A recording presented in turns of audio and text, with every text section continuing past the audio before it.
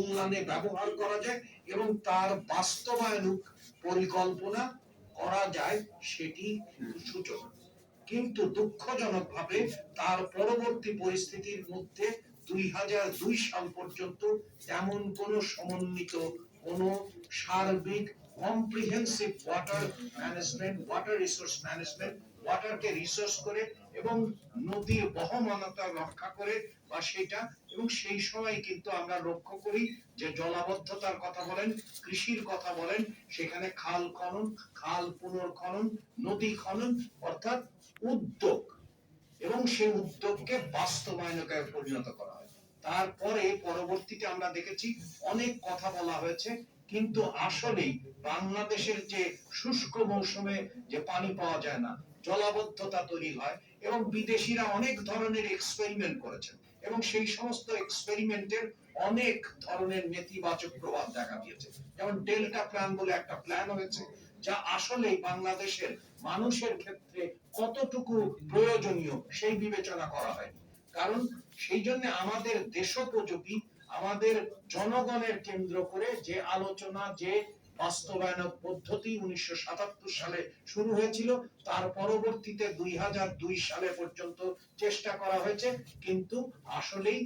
সেটা পরবর্তী পরিস্থিতি দেখেনি। তবে আমাদের মৌলিক বিষয় হচ্ছে যে আমাদেরকে দেখতে হবে জনগণকে কেন্দ্র করে পানির ব্যবস্থাপনা এবং পানিকে কেন্দ্র করে পানির যে জীবন সত্তা আছে, পানির যে বহমানতা আছে, পানির যে একদিকে স্টক আছে, একদিকে ফ্লো আছে, এবং তার সাথে প্রাণ, প্রকৃতি এবং জনগণের সম্পর্ক নিয়ে যে পানি সম্পদ ব্যবস্থাপনা, সেটার দিকেই এর পরবর্তীতে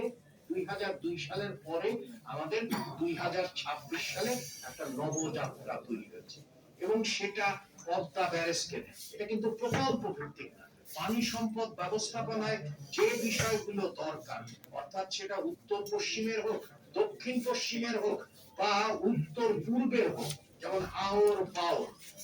আমরা ইতিমধ্যে কাজ করছি। একই সঙ্গে পানিরও মাত্রা প্রভাব আছে, যেমন হচ্ছে যে স্রোত তিস্তায় যেরকম, পদ্মায় একরকম না। তার মানে সামগ্রিক জনকেন্দ্রিক পানি ব্যবস্থাপনা, যেখানে জীববৈচিত্র্য থাকবে, যেখানে প্রাণ থাকবে, প্রকৃতি থাকবে এবং মানুষ থাকবে, অর্থাৎ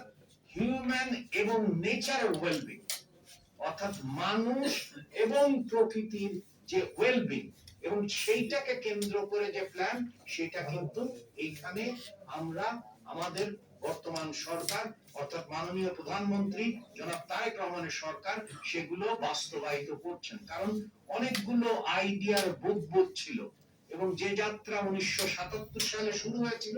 তারই একের পর এক আরো যাত্রা পথের একটা অংশ হিসাবে কিন্তু আমরা পদ্মা ব্যারেজকে দেখছি।